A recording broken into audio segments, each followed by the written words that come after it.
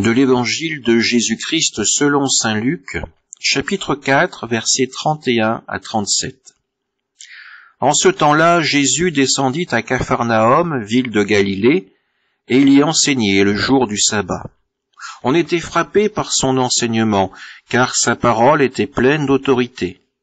Or il y avait dans la synagogue un homme possédé par l'esprit d'un démon impur, qui se mit à crier d'une voix forte: « Ah, que nous veux-tu, Jésus de Nazareth? Es-tu venu pour nous perdre? Je sais qui tu es le Saint de Dieu. » Jésus le menaça. « Silence, sors de cet homme. » Alors le démon projeta l'homme en plein milieu et sortit de lui sans lui faire aucun mal. Tous furent saisis d'effroi, ils se disaient entre eux: « Quelle est cette parole? Il commande avec autorité et puissance aux esprits impurs et ils sortent. » Et la réputation de Jésus se propageait dans toute la région. Acclamons la parole de Dieu. L'évangile d'aujourd'hui nous permet de contempler la scène d'un exorcisme.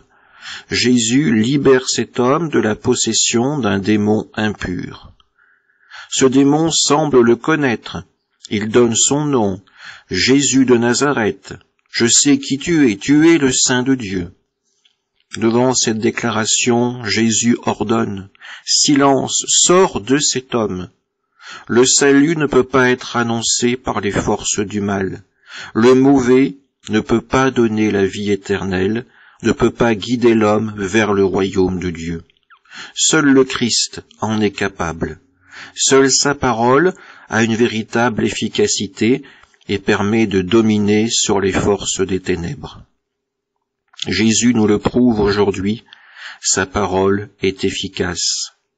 Alors accueillons sa parole, accueillons cet évangile de vie qui nous est offert pour nous permettre de marcher sur le chemin qui nous mène au royaume de Dieu, un royaume de miséricorde et de vie éternelle.